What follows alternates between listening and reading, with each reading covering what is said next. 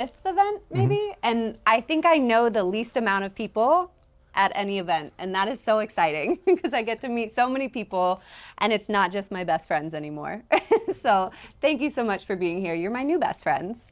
My name is Kate. I founded Open Spaces with Alex about a year ago, I would say, coming off the heels of my own treacherous rock bottom. I found myself in a position where I was having a hard time functioning. I couldn't eat, I couldn't sleep, I couldn't get through the day. And what really helped me was other people's stories. So I started devouring memoirs and podcasts and anything I could find of someone who had gone through something similar or worse than me and had made it out on the other side. And that post-traumatic growth is what I became obsessed with. And those stories of healing. Lenny, this is Lenny. She loves food. And so I wanted to create a space where I could bring people together to connect in an authentic way. Len, come on. No, all done. And hear other people's stories of what people have gone through, because so often we get everyone's highlight reels, right? But we don't get the lows, the rock bottom moments. And so we like to get really real here and share the messy parts of life. And Freddie is bravely going to share his story with us tonight. Before we begin, I like to do a confidentiality pledge. So if everyone can just place their hand on their heart and just gently make eye contact with those around you and just pledge to keep whatever we share within this space here tonight and trust that your stories are safe with the other people here and that you'll keep everyone else's stories and whatever they share safe as well. Amazing. And with that, I'll hand it over to Alex. Yeah, thank you so much. And again, what a gift it is to be here.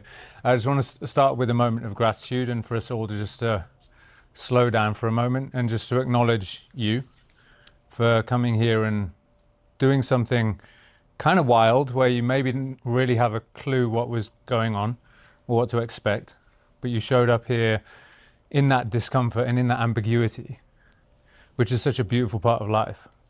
And whether you know it or not, you are part of the solution to something that we're seeing as a very deep need for connection, for community. I think the world is screaming for it right now, where we are in this deep deficit of true connection.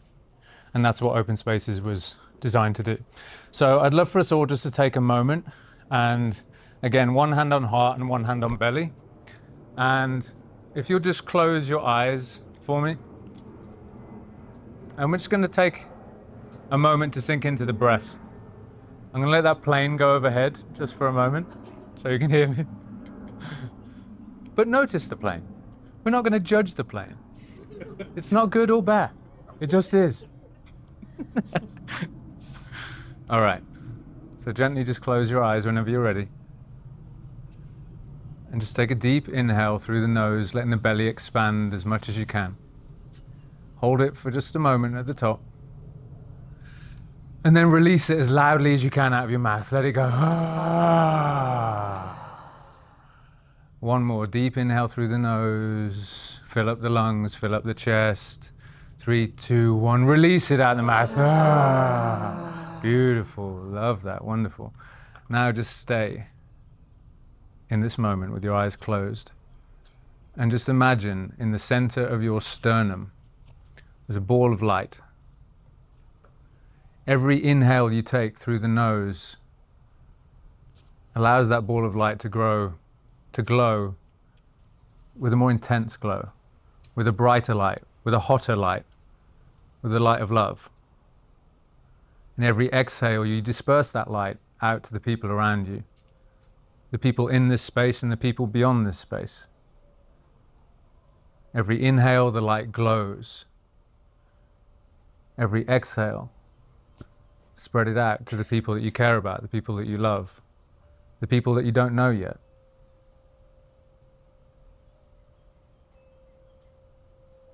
And on this next breath, inhale, let the light grow again. And this time on the exhale, give it all to yourself. Give it all to yourself. Feel it in every cell of your body. The light, the love, the joy, the gratitude.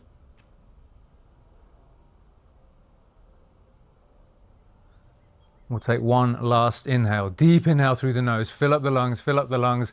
Loudest exhale yet. In 3, 2, 1, let it go. Beautiful. Whenever you're ready, you can open your eyes. Thank you so much for being here. Thank you, Freddie, for being here. Honored. What a pleasure. What a pleasure. I didn't have to leave. Yeah, this is a regular Saturday night for you, right? Yeah. Oh, it is a magical property with magical elements of drawing really special people in. And I've lived here for almost 3 years with Michael and now Cynthia and Colette is right over here. And it really does. There's a vortex here of just happiness and love and community and sharing and growth and expansion. And it's pretty wild. Mm-hmm. Mm-hmm. So, as a bit of a preamble, you came to our last Open Spaces as an attendee. Didn't know too much about your story at that point, but you and I had talked and I'd seen bits and pieces on your social media, and Kate and I talked about it, and it was just one of the most compelling stories that we've ever heard. So we're really grateful to you for agreeing to this and for being here. So thank you. Yeah. Can everyone hear us okay, or do I need to speak up? A little hard. Okay, I'll yell. I know, someone's partying. Alex, you kick it off. Yeah, sure. So we like to take it back to the start as much as we possibly can with every person that we speak to. So what was growing up like for you? What was childhood like? Paint the picture. Oh, I had a wonderful, wonderful family. We grew up in upstate New York, and Whereabouts? between Rochester and Buffalo, a little town called Holly, New York. And I always tell everybody it was like, my memories of childhood, it was like my parents who sacrificed everything, including the quality of their relationship, to be able to give everything to me, my brother and sister. And so, we did everything from, it was like, if we wanted to play soccer, we did Western rodeo. We grew up on a farm. There was an apple orchard. We were always outdoors. We always played. It was really magical. Mm-hmm. Yeah. Mm-hmm. Beautiful. Yeah. So you're outdoors all the time. Outdoors all the time. Yeah. There were no smartphones. It's wild to think about. It is wild. I'll be like one of the last generations. There was no mirror for me to get stuck in, and so I just talk about something to be grateful for. Mm-hmm. Mm-hmm. Yeah. Amazing. Yeah. And fast forward a few years from you playing outside without a phone. Yeah. You're living in New York. Yeah. What's your life like before you got sick? Yeah. So I had moved to New York to be a Broadway performer because I didn't want to work in my dad's engineering firm. I decided the worst thing in the world was to show up at an office and sit at a desk at 8 a.m. and I was super bad at it. I couldn't imagine you as an engineer at all. I know. Not in the slightest. I know. However, I worked from 13 years old to 23. I worked in my dad's mechanical engineering firm and did mechanical drafting and engineering and takeoff HVAC. We did these big companies like Kodak and Belsham Law in Rochester, New York. But I moved to the city, kind of despite my dad, and be like, I'm just going to go do something that's incredibly unreliable so you can worry. But to my dad's dismay, the joke is I set down my bags and my friends were like, just try an audition to see how hard it is. And I set down my bags, went to an audition for the Broadway tour of Annie Get Your Gun, and I booked my very first show. And I'm like, hey, Dad. Joke's on I'm you. going to tour across the country for the next calendar year, singing and dancing. My dad was like, shit. Because I was hooked. I was so hooked. And man, if you want to talk about community, there's, I'm very animated and very dynamic, and I will use my theater voice for this talk so everybody can hear in the back over the wind chimes. But there's no people like show people. I mean, truly, they're the salt of the earth, and there's something about the creative spirit and the artists and traveling around the world with other artists in a commune. I mean, you want to talk about drama in a reality show? That would be incredible. They've never done it, but they should. It was wild. So I spent my days, I was a good singer. I had raw talent. I was unbelievably untrained. I totally partied in college. I was a mess. But when I got my first job, I was like, oh my God, I got it. Now I got to make it happen. So every dollar I had went to dance class. Every dollar I had went to a voice lesson. I was always training. I was studying every single day, and I just kept leveling up. And I did music theater. I did television, film, and movies, but I really did like music theater. I really loved that. I loved to sing. I loved to dance. I was horrible at it. I got competent. You had to be competent as a male in New York. You had to do all three. You had to be a triple threat. So, you know, it was just like, imagine going to work at like 6:30 p.m. and you like the curtains open, and I'm singing and dancing like 8 times a week, and that's life. You know, I'd get up at noon, but it was absolutely incredible. Yeah. How long was that your life before your health started to take a turn? Oh goodness, you know, to be honest, when I would say a month into being in New York City, I had woke up one morning and like went to bed fine. Now I moved to the city a month after 9/11, so the towers are still smoking. And so I'm wandering around. I never tell this part of the story. I'm wandering around, you know, going to class, looking for jobs, going to auditions, and I would come home at the end of the day. I would go in a shower. I'd take a shower, and I would lay on the shower and I would cry for like 40 minutes, like, and not tell anybody about it. And I was picking up the grief of being on a subway train. I mean, the tension index in New York, I'm giving myself goosebumps then. It was so visceral, but I didn't have any dialogue to talk. I didn't talk about feelings. I didn't think guys were supposed to cry. I grew up as a cowboy. My dad always said cowboy up. So I just, you know, I kind of let it happen. And one day I went to sleep and I woke up with like rheumatoid arthritis. Like both hands were like, I couldn't close them all the way.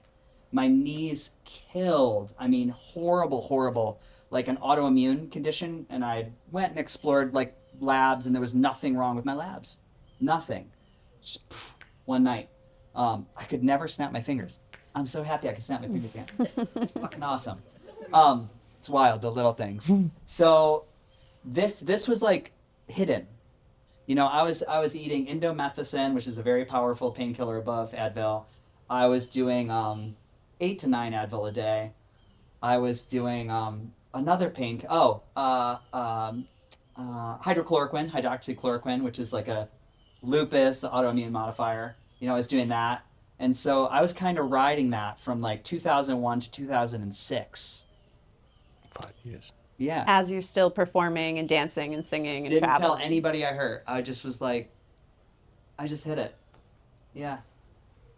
And Yeah. then you finally got a diagnosis, right? Right. So eventually I was in a show.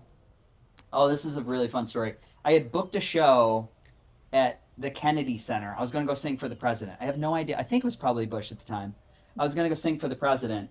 But I was doing a show called The Full Monty. So I was playing the professional stripper in Full Monty. You know, the old fat guys in Buffalo who are trying to make money. They're like, we can do this. And then there's like the hot stripper. I was the hot. Anyways, you're like, We're going to need to see that tonight. what's this? Did we get my on God. video? I sent my dad a picture of that show. My dad was so angry. He's like, if my friends ever saw this fucking picture, I'd lose work. You know, I had like a construction hat and a little thought, you know, all the things. But I had started. That's the after party tonight. That's the after party. We're doing that. I started a pain in my groin. I was like, this is weird. You know, I was like, maybe it's the costume. I literally thought it was a costume. And it was kind of there, and I ignored it months and months. Finally, I'm like sleeping at night with my legs up the wall, because that's the only way I can alleviate the pressure from my groin and abdomen. So finally I went to, took a dance class. Of course, maybe I just need to dance it out. Took a dance class, and then I hobbled into the emergency room. And I couldn't stand up. And, you know, this really, like, very endearing nurse, I'll never forget her face. I think her name was Lori. She's like, sweetie, let's get you to the ER. She's like, I went to a free clinic, didn't have health insurance, the Ryan Chelsea Health Clinic on 45th and 10th. She's like, let's send you up to, like, Roosevelt. She's like, I can get you in for free, because this is, like, a free clinic for, like, the Men's Health Initiative. So she got me up there. I get into the ER. They send me to urology. They check me for STDs, you know, all these things. Finally, I like passed out after like 8 hours. I wake up in a room and all these doctors funnel in with like all these med students, and nobody talks to me. And the one doc starts talking. He's like, this is a male with advanced testicular cancer. And I just like, sound went out of the room, started bawling. I didn't have clothes on. I got the hospital gown. I ran out of the room to try to call my dad. I grabbed my phone to call my dad. My phone, it was like that, dun, dun, dun. You have not paid your cell phone bill. I was like, it was beyond, you know? So that was literally how I found out I had testicular cancer. I finally got through it. I begged the woman on AT&T, by the way, I'm still with AT&T. They turned my phone on for free. Because I got on with a phone with a woman. I said, I have cancer. I got to call my dad. Yeah. I don't think that would happen now. I don't know. It was a different time. So my dad was like, get on a plane. My dad's such a cowboy. He's like, we're going to fix this in Rochester. I was like, I should have saved New York. Anyways, I go to the ER in Rochester, and now I'm in like excruciating pain. And I fall asleep. You know, they put me through the barrage of tests. I wake up, and my whole family's in the room. I'm like, fuck, this is bad. And I wake up, and there's a doctor there, rock star of a physician. He's like, Freddie, we're going to get you into surgery. He's like, pulls up a chart on the wall. He's like, you have cancer here, and here, and here, and here, and here. I had cancer everywhere. I had 9 tumors, one growing around the vena cava, going to my heart, my kidney, my left kidney. Yeah, it was just, it was so shocking. I was 26, you know, and I was in great shape. As a young guy. So after all of those years of such a high degree of pain, but unexplained pain, Yeah. where you just didn't know what was going on, like you wouldn't automatically think arthritis with cancer, etc., Right. etc. Yeah. So what was it like? Obviously, after the initial shock of the diagnoses, where was your mind at? Oh my goodness, my mind was, can I fix this cancer in like 3 months and get back to the Kennedy Center to do this show? That's all I wanted to do. I literally said this to my doctor. I was like, dude, looks bad. I've got a super big job. He was like, you should clear your schedule for the next year. He's like, this is your job. And pretty much within like a week or two, I called a couple friends. I cried I had one time where I cried. I cried when I got out of the first surgery that I did after being in the ER. And then I was kind of like, let's go. Let's do this. I was like pretty happy about it. Do you know what I mean? I wasn't sad. I wasn't angry. I had a very strong interwoven belief to my DNA that I was going to, whatever it was, I was going to do it. And they told me, they're like, we're going to give you as much chemo as your body can take. You know, hopefully that does it. It didn't. Then we've got this crazy surgery planned. So I just like had this attitude of like the same vigor that I did dance class and learned how to tap and was trying to get my A flat, I was using to fight cancer. Same. No different. And throughout your health journey and your recovery, what would you say, was there one lowest point or rock bottom? I mean, yeah. I would say that, you know, there's, it's like before Christ and after Christ, right? There's cancer, which was like a year of treatment, and I was cancer-free in a year. And then there's like, that was like 2006 to 2007. And then there's like 2007 to 2015 where I did 5 other surgeries where they opened up my chest, they're taking out foot of intestine, they're taking out small bowel. It was just brutal. I think I had one day, you know, because if you told me it was going to be like that long, I think I would have quit. But there was a day when, I'll tell you, there were 2 days. There was a day when I was in the intensive care for 12 days, no food, no water, tubed, you know, but I was awake. And we were waiting for my body to turn on after this great big surgery where they'd opened my chest, taken everything out, put everything back. And I remember people walking in and out with like coffee. And then like the TV was on to Everybody Loves Raymond. And they do a lot of scenes in the kitchen where people were drinking milk. They were drinking chocolate milk. And like every time there was something that came in the food or the coffee or the smells, I was like, oh my God, when I can eat again, I'm so good.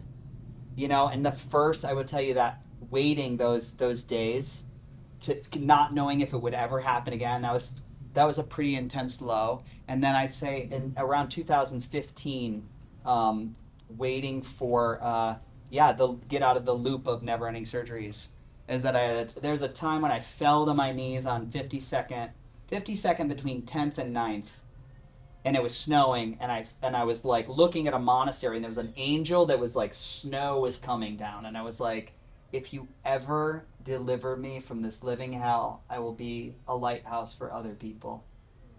I literally said that out loud. And yeah, And here you are. and here I am. Yeah. Yeah. It's wild. So your life up until the point of the extreme pain and the diagnosis was such a kind of a performance-driven life. You were so active. Even as a kid, you were just outside all the time. Yeah. So, and then with such a long stretch of illness, even after the cancer, Yeah.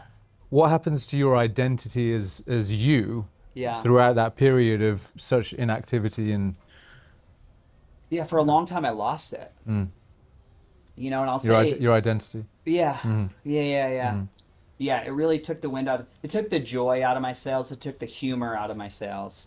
You know, Which is so hard to believe. Like that's. I know. You know. I always thought I was really funny. And then there was a long time where I just, you know, I didn't feel joy. I didn't feel love. I would be in relationships where I was like, I would just be like, the volume's turned down on everything. Everything. Like the way sex felt. Like here's the thing is that, and it's funny, part of the reason I got better is because a lot of times I was faking it. Acting. I was meeting the energy of the room. Because through all of this, you know, and I have this slide when I talk about this, I had, you know, metastatic cancer, 9 tumors, I had late-stage Lyme disease, I had chronic viral infections, I had mold toxicity, I'd had 5 surgeries when we were all said and done. It was a big list of things. So, you know, there was so much physical trauma to my body that I think I think the fact that I was faking it and just put one foot in front of the other and still continue to perform, was still doing shows in and out of all this. I would stop when I go to the hospital, but you know, I'd never had another job. I think faking it till you make it, eventually my body caught up and was like, oh, okay, I guess we're just still doing this. I guess we'll be okay. So yeah, there was a point when when the volume did start to get turned back up on life, and I did start to find joy and laughter and connection and the moments of authenticity that were real. Was there a moment where you noticed you weren't faking it anymore? 100%. Yeah. I think it's funny. I started to have all these opportunities because through the journey I got certified as a personal trainer in functional medicine and, you know, biological medicine, you know, you name it. I was learning it for me, not to practice medicine, but and not as a licensed physician, but I was just learning it, you know, voracious reader about all the things. And I think when I started to dream about not doing theater, funny enough, I was just like, I got to a point where like I had got back into Phantom of the Opera. I got in Billy Elliot, you know, I got back in Broadway shows. And then my ego was like, okay, you did it.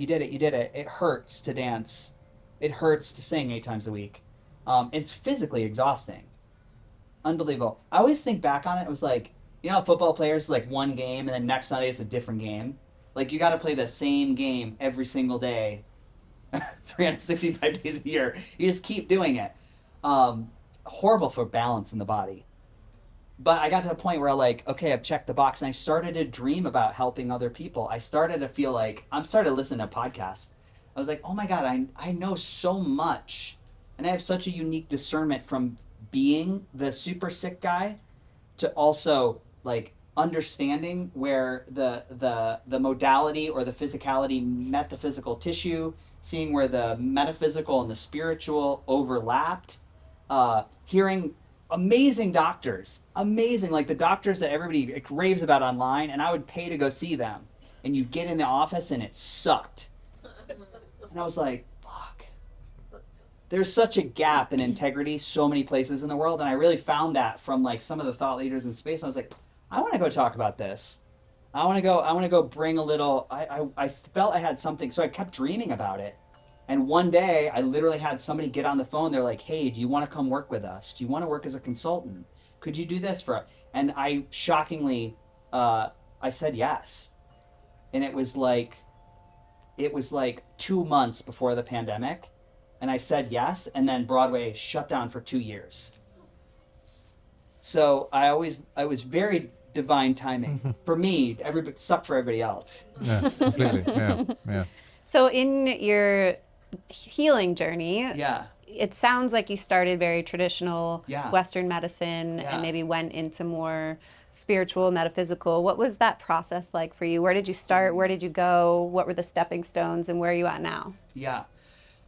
I think it was the experience of being in these, again, these high-end clinical practices and having my experience not be validated, like saying how bad I felt or how I couldn't put sentences together or how much pain I was in. And still people were like, your labs look normal. And I just wanted to pound my head against the wall, you know? I think it was that experience, and I was like, okay, I've got to ask a different question. You know, you want to improve your life? Ask better questions.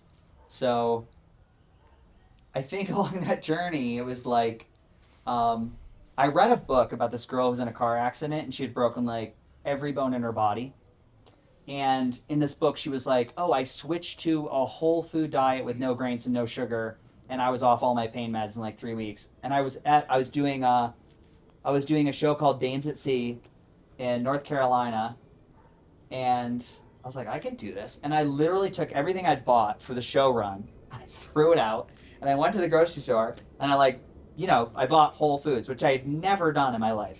I double-fisted Egg McMuffins on my way to chemo. I didn't know anything about nutrition. So, and I will tell you, in that one act, the volume of my pain came down 65% in a week. And I was like, holy I couldn't believe it.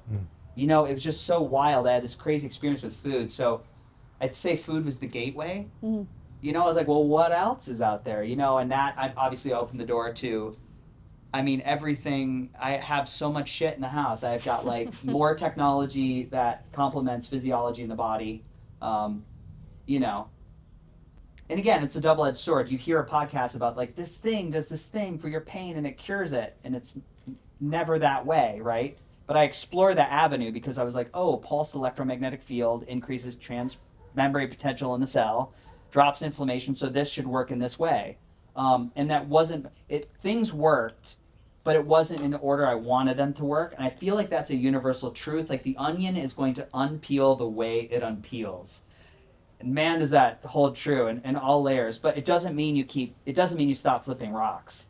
So I just kept flipping rocks from ozone therapy to red light therapy, pulse electromagnetics, hyperbaric chambers, long fasts. 5-day fasting was incredible for me. Coffee enemas, everything, other things up my butt. It was, I hope you were going to laugh for that one. I was like, dude. Also at the after party. Yeah, also at the after party. All the butt stuff. But there was nothing, I had no shame. I didn't, in a bad way, I had no fear because I was in so much pain. I would have done anything. I did some very reckless things. I'll be honest with you. Definitely some things I could have died.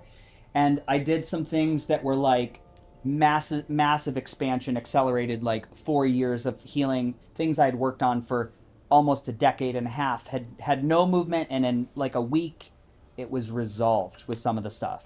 Absolutely. While EMDR therapy was incredible for me. Incredible for me. 8 months of insomnia was like fixed. Jesus. It's wild.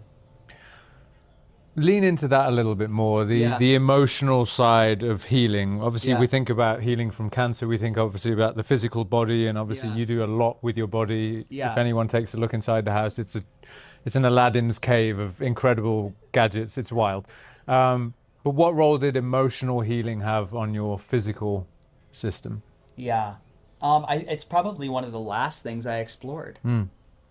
because in my understanding and my experience so far, I was like, I've had all these physical things. They've cut me. They've filled me with acid. They've burned me. We've done all these physical. Why do I need emotional healing? These are physical things. Yeah. I think there was a lot of, man, I was so angry at the pain. I always thought, I was like, man, I would watch shows and I would watch performers and I was like, man, I could be so good if I didn't have this pain. I could be so great. And I had a lot of resentment from that, a lot. No, and I didn't share this with my theater friends. I didn't tell them any of these things. I just, because it's such a competitive industry, you don't want people to think that, you're going to be the kid they hire and you're going to, not hold up to the role and you're going to have to be let go. And, then you get a reputation. It's very, very, very small industry. So it was really, really, I was holding a lot of that stuff in. I would say in the last 5 years is really, I've opened the door to things like, the EMDR therapy, having a therapist, working in community, working with somatic therapists, seeing some of these shifts in the body where you get the right healer and they say nothing, they do nothing, and they put their hands, on one spot in my spine and one spot in my shoulder, and all of a sudden my body's shaking and I'm crying because they're playing me like a grand piano and they see it and feel it. So the more experience I had with that, I started to, I started to have a new worldview that a lot of this it's a story. And it may be a story that my tissues are holding. It may be a story that past experience is holding. And I've got really, in the last year, even in the last 3 months, I've got so into how the conscious mind picks up, 60 bits of information a second, which is like the word the. Subconscious is like 20 million. So my brain, to create reality, is filling in like the leaves and the color of that umbrella and all these things. And when it doesn't have all the information, it fills in from past experiences. So my reality is based on Freddie's, 47 years. There isn't a subjective truth. And so when it started, that hit my tissue. I was like, fuck. I was like, so in this world of healing or wellness, I'd rather say you're stuck where you don't want to be. Where do we want to move to? Right? I think it's probably one of the most important things, the top-down regulation of the supercomputer calling out organ systems to either turn on or turn off. Do you have a bile flow problem? Or do you have a communication network from the brain to the gallbladder? I'd say it's probably the communication network. Knowing all that I know now, because some of the experiences I had with light and lasers and magnetics, where you'd have somebody, and this is not just me, this is other people. There was a guy I was working with where a woman who had MS, she had tumors on her ocular nerves. She worked with this technology with pulse magnetics and sound through an electromagnetic coil, and she called me, she was crying. This is 3 months later, she goes, Freddie, I have no more tumors on my ocular nerve. They're gone. And her body had just taken care of it. And I think the signaling, like how the body can be signaled, whether it's invited to a new space, whether it's a hug, whether it's a frequency, it's kind of all a frequency, right? If the energy is all, this is a universe of energy, vibration, and particle physics. It's not really, there is no chair. Like the first guy why am I not falling through the chair? Right? Because it's very dense. But it's all connected. So I really, really I'm so into the energetics of, if it's within the emotional body, if there's an awareness around it, I think we can move it through to healing in the physical body. And that's, more and more that gains speed with me. And again, in my experience and belief system. So one of the reasons why I wanted to start Open Spaces was because I wanted to have a space where you could explore all these different healing modalities that I'm sure people here haven't heard of EMDR or many of the other things you mentioned. And so one of my favorite questions is, if you had to boil it down to 3, I'm going to make you.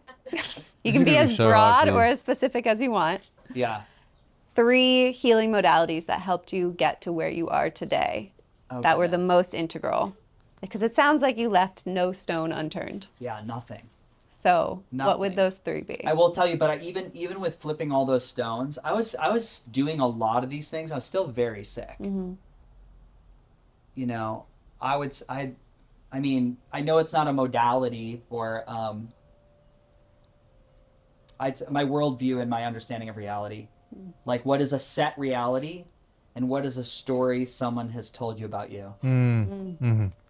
I love the example of looking up in the sky and somebody being like, "Oh, look, it's Orion's belt," and you're like, "There are 3 dots." And they're like, "No, it's Orion's belt. It's a constellation. Didn't you know?" I was like, "No, I haven't been told that story. Mm-hmm. Mm-hmm. Someone else made up that story, just like MS or Parkinson's or a neurological disorder, which there is no blood test for, but we're going to look at symptomology. We're going to say, that's a constellation I know. Let's give you this, and let's work on this box that you have now so we can name it and treat it. And there's value to bring awareness to something, right?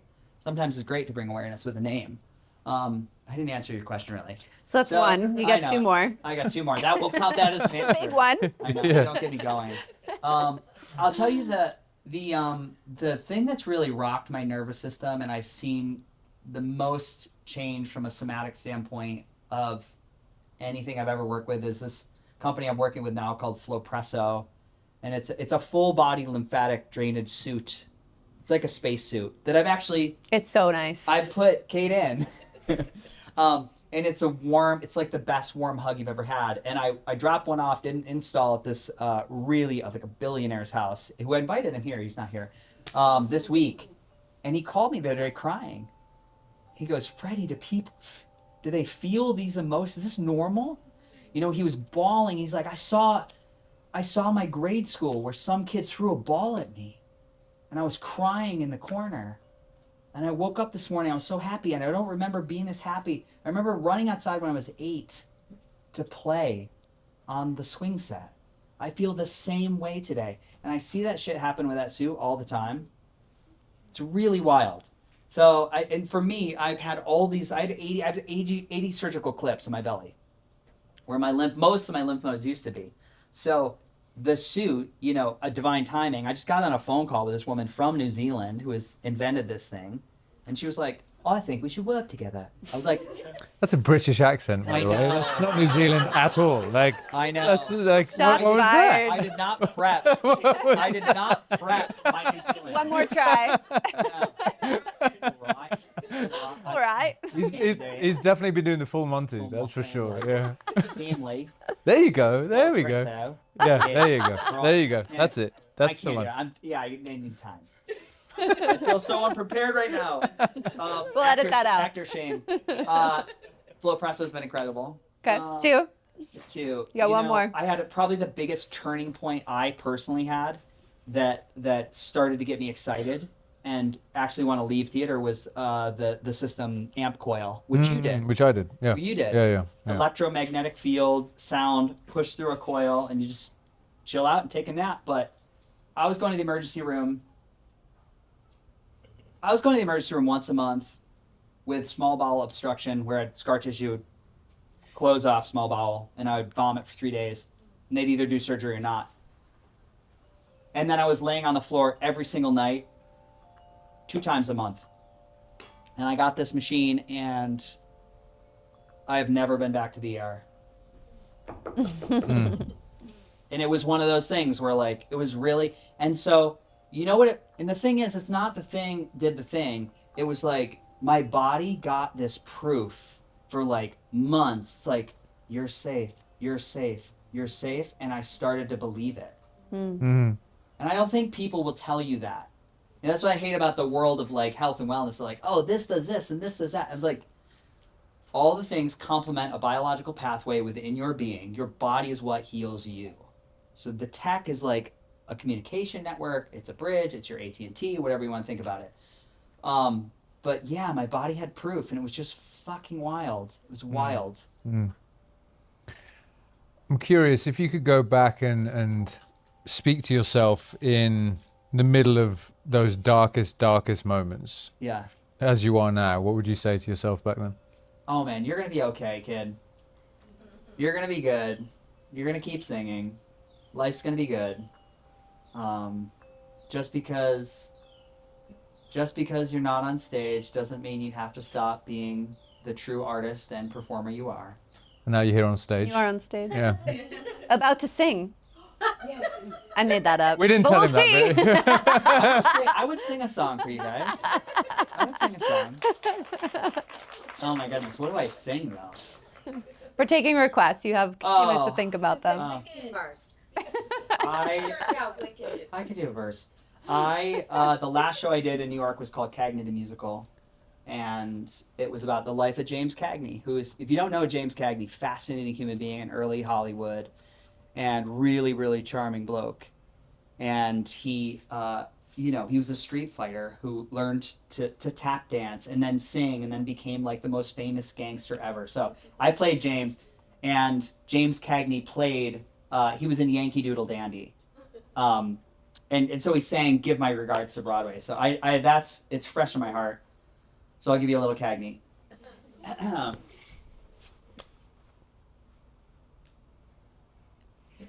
Did you ever see two Yankees part upon a foreign shore, with the good ships just about to part for old New York once more? With teardom die they say goodbye. They're friends without a doubt. Then a man on a pier shouts, "Let 'em clear!" as the ship strikes out. Give my regards to Broadway. Remember me at Herald Square. Tell all the gang at 42nd Street that I will soon be there.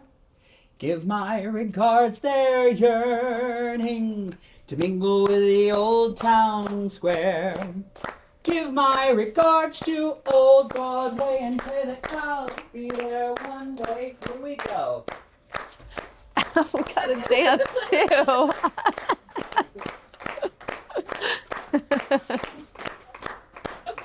Woo! Woo! It's of how I'm yearning to mingle with the old time song. Give my Lenny, regards you guys are going-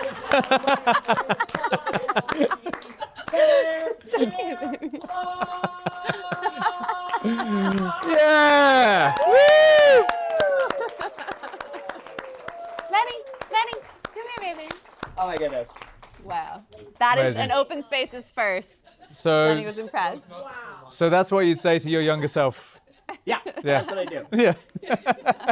I kind of screwed up the words, but it's okay. You guys Nobody knew. No one knew. No one knew. That was incredible. So thinking about everything you've been through over the last 20 years, this whole journey has been? 2001. Okay. Yeah. Almost. Yeah. And the person you are today, Yep. singing up here on this stage. Yep. Besides the number you just did, Yeah. what are you most proud of?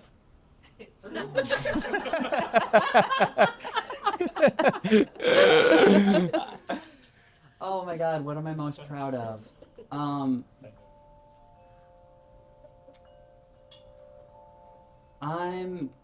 I'm so proud. Like a thing or like a feeling. However you want to interpret it. I'm so proud. I'm proud of myself for always checking my bias.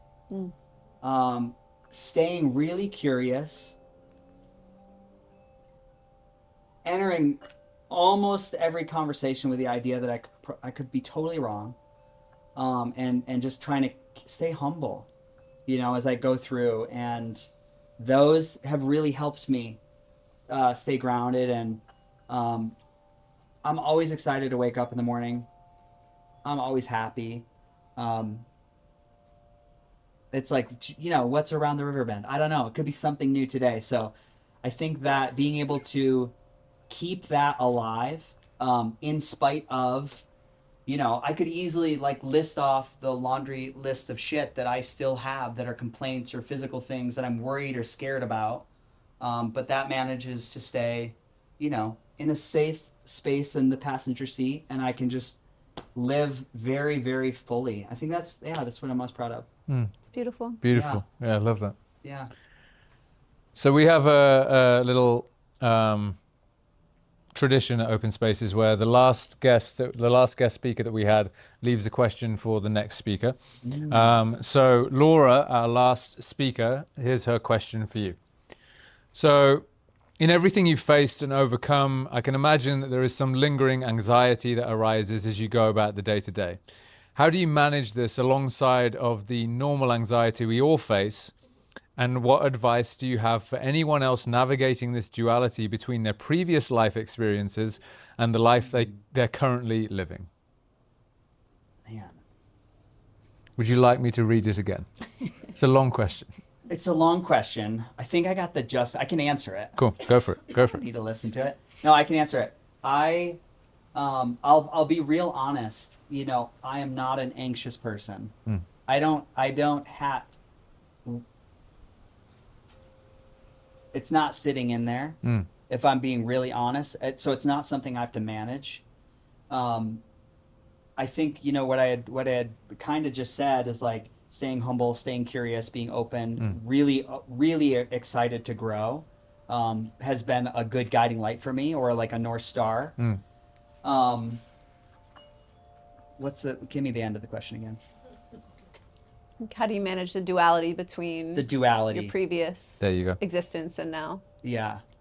I mean, I host a podcast called the Beautifully Broken Podcast. So I think the cracks are where the light comes in. You know, kintsugi is, I always ask people, 238 episodes, I'm like, what does it mean to you to be beautifully broken? And, you know, the most common answer is the Japanese art of kintsugi, where the broken vessel put together with gold lament in the middle is more beautiful than the original creation. And I'm a firm believer at that, you know, that the times we fall down is a catalyst for change and growth. So I think, you know, I honor the broken part of me. I honor the process, most of all the process of putting it back together, as opposed to being in like an A and a B. And I've said this many times to friends and they ask me, they're like, what's it like? Do you worry about your cancer coming back? Do you worry about the next time you're in an emergency room? It's incredibly scary reality. And that it's, you know, and when there's a thing and it happens, I have a plan and I deal with it.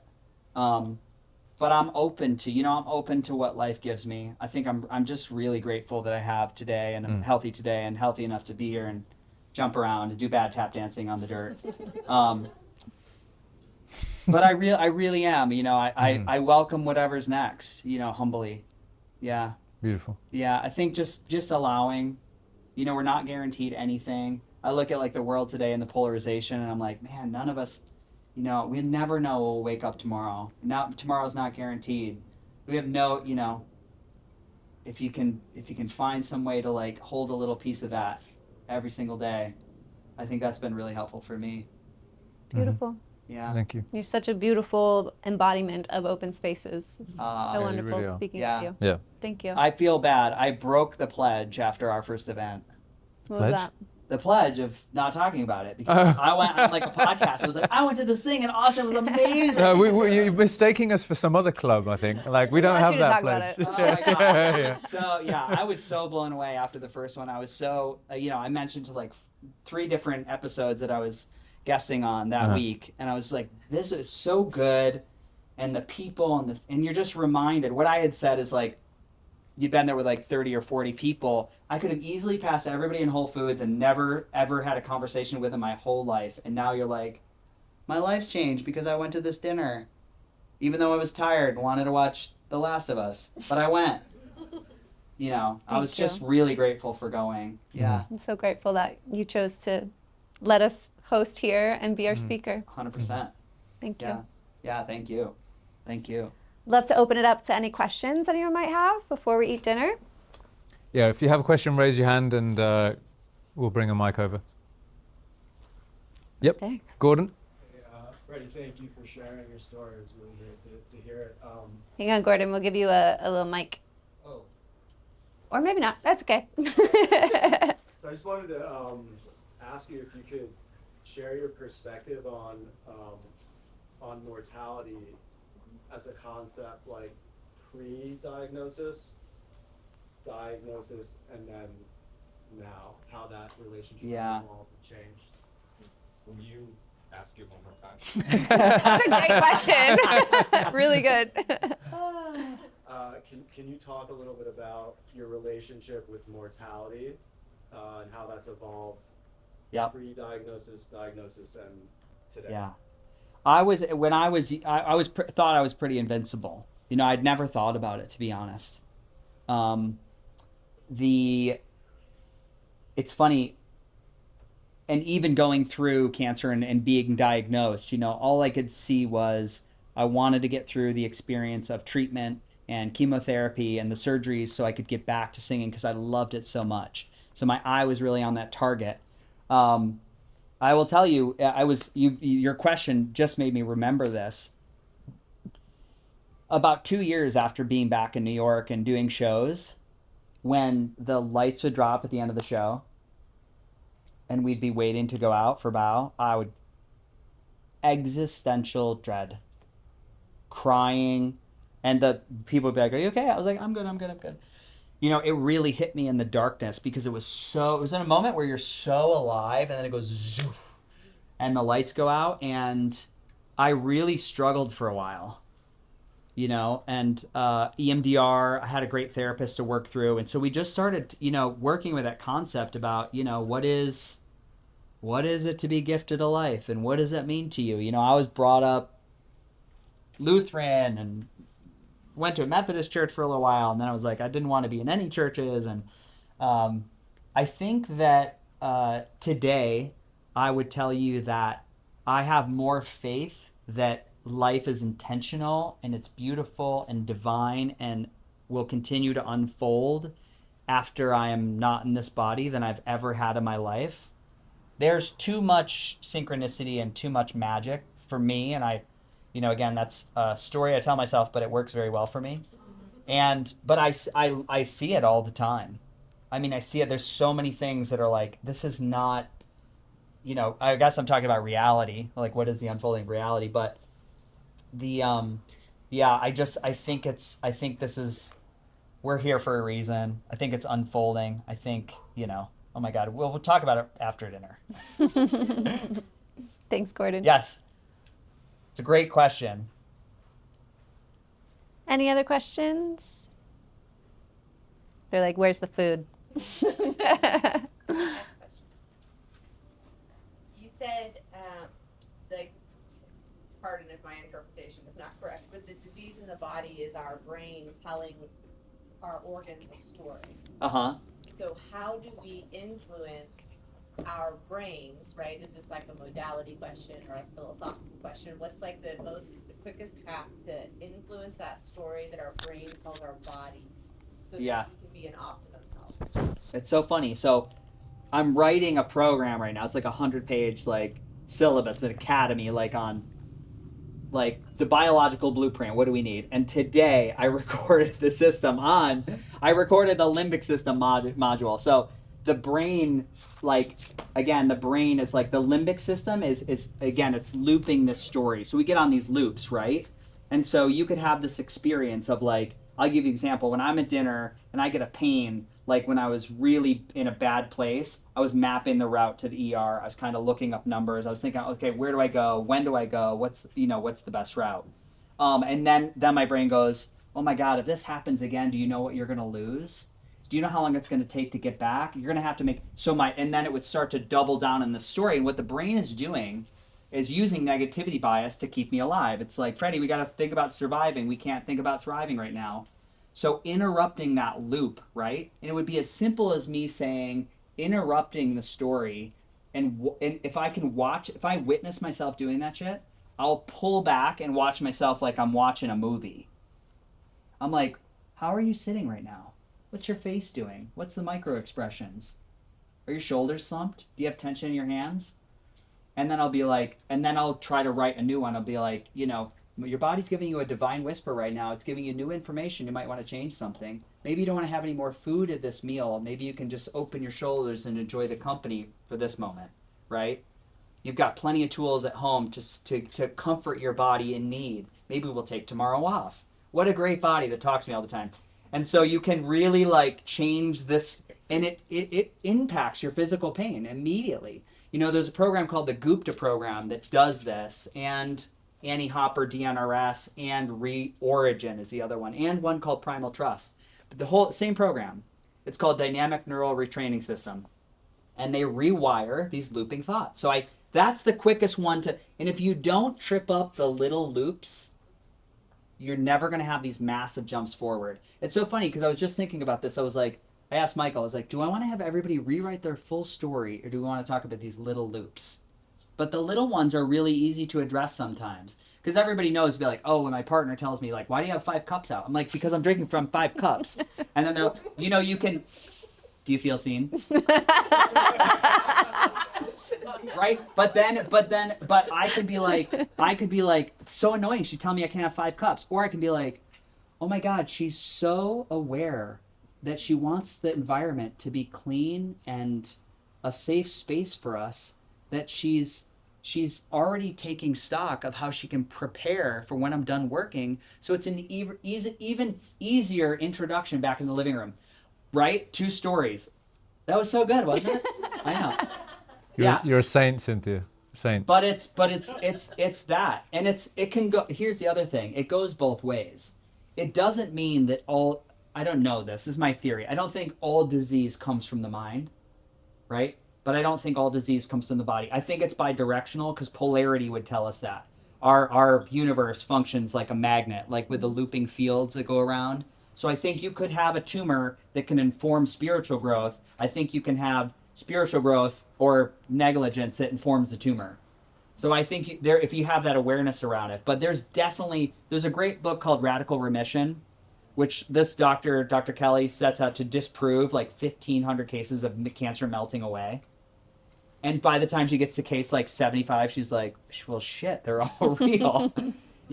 And out of the 9 things people changed, 2 were health, right? It was all like they changed environment. They looked at the quality of their relationships. They looked at their internal dialogue. They looked at the information they were giving their body through food, through water. It was like a lot of stuff was environmental, was informing the biology, is what she discovered. It's a great book. Yeah, long answer. Sorry. Cool. Yep. We have one more question? Yep. Thank you.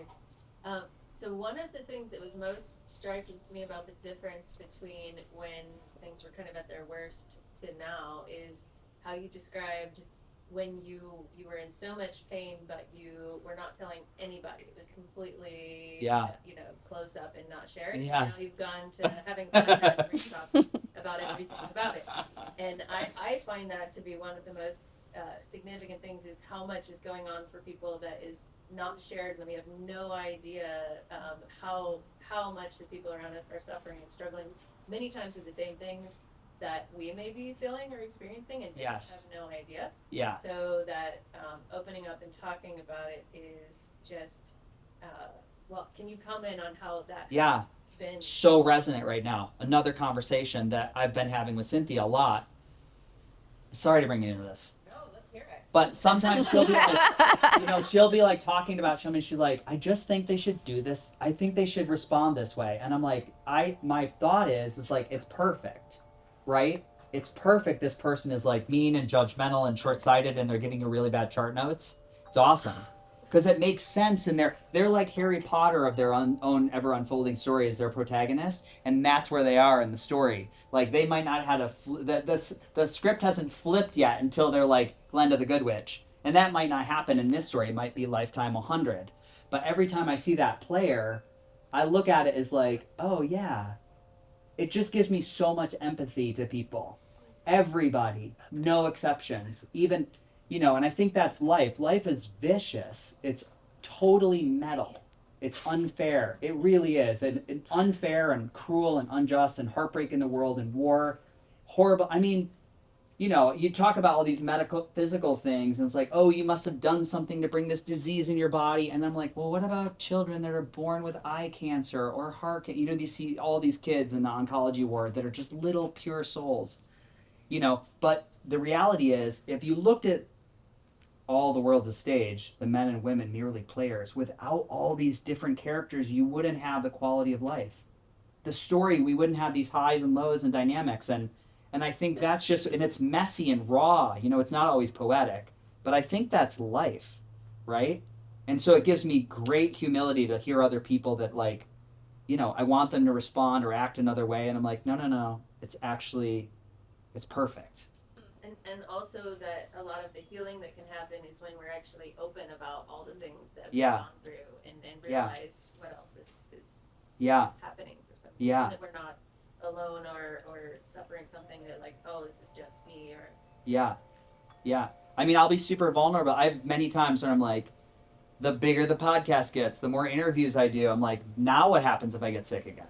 Now everything I have is, now I'd be like, oh, Freddie talks about this, this, and this, and this. Must not be too good because, you know, look, he's in the hospital again.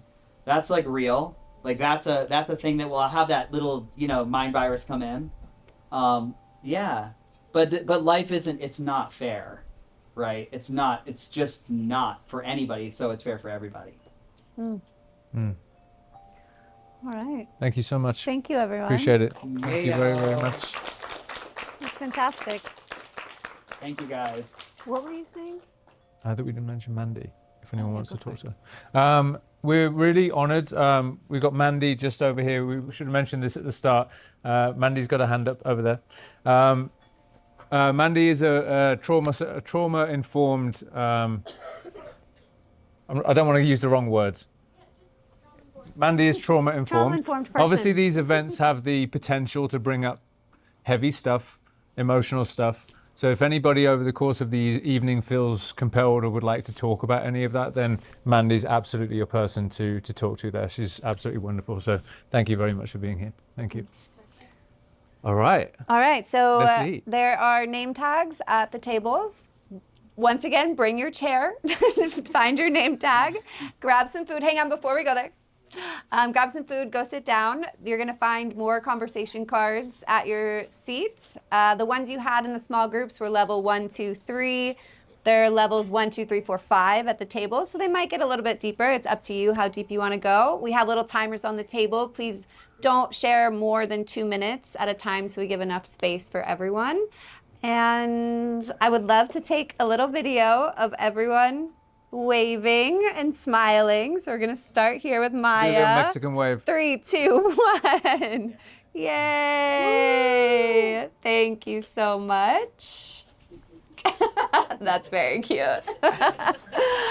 And anything else I'm forgetting? No, Cynthia's been wonderful enough to bring the food out. So all the food is under the parasol.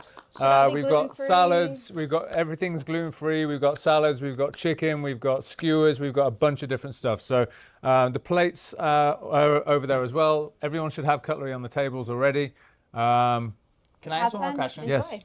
After dinner, do we dissipate or is there like a closing? It's a dissipation. Yeah. Yeah.